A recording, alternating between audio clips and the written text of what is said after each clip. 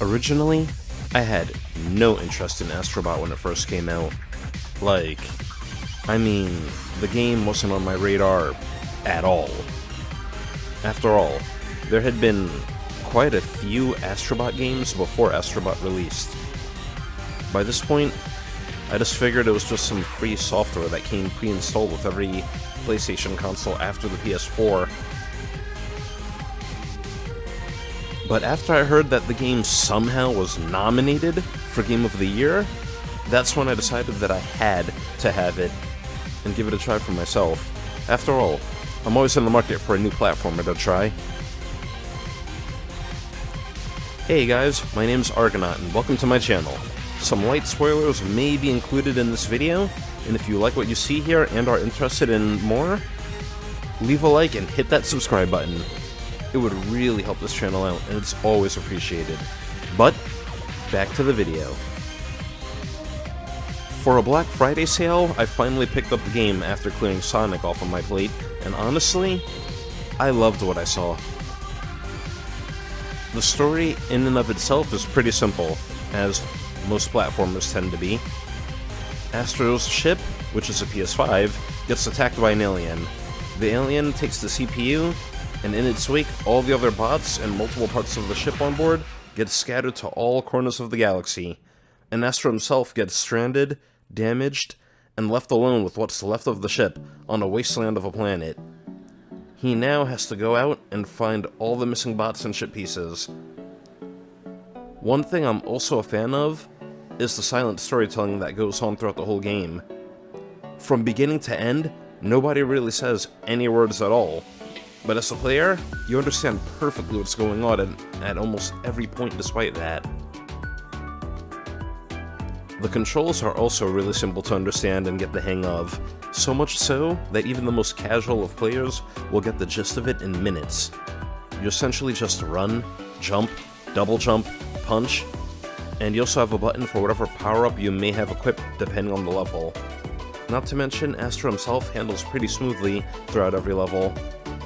Whenever you die, you won't really find yourself blaming any unfair in-game mechanics or anything. It'll simply be just because you screwed up.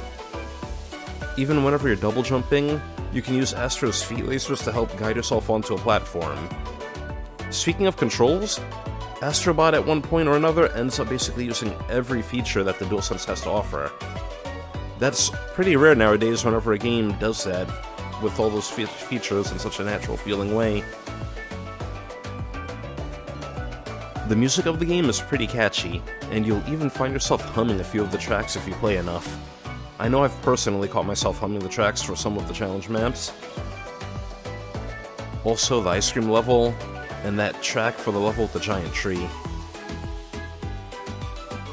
The gameplay itself is overall simplistic enough. You run, jump, and punch your way through levels as you search for all the missing Astrobots.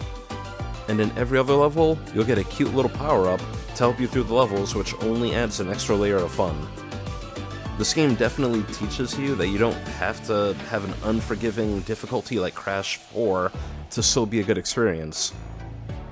Also, in some of the levels, there'll be a hidden portal that you can find that'll take you to one of the secret levels of the game. And even if you don't find all the bots or hidden puzzle pieces throughout the level, the game gives you a metal detector, if you want to accept it, to help you find everything on your second try of each level. Speaking of the bots, a lot of them are generic, but about half of them are actually character cameos from other games, including Ratchet & Clank, Crash, Spyro, and others from PlayStation's now 30-year history. And now, moving on to the bosses.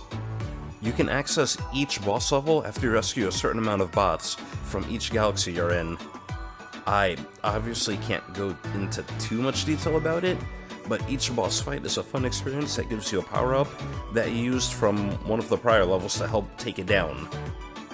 And as much as I want to talk about the ending of this game, I definitely can't do it here.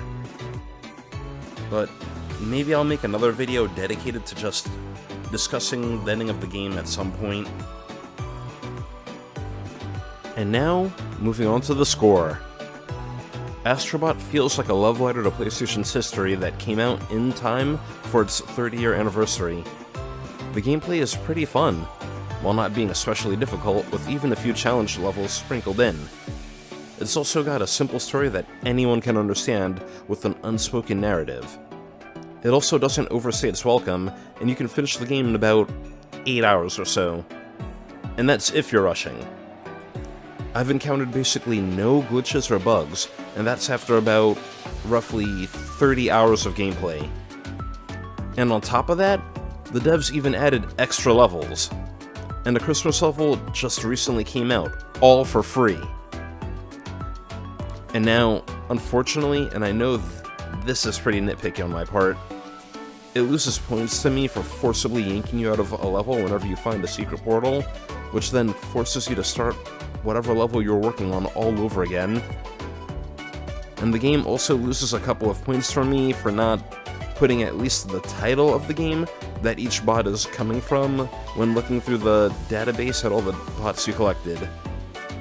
Although, personally, I prefer both the game title and the year game came out, but again, this is just nitpicky. But I mean, come on. For example, take Dart from the Legend of Dragoon. That game came out way back in 1999.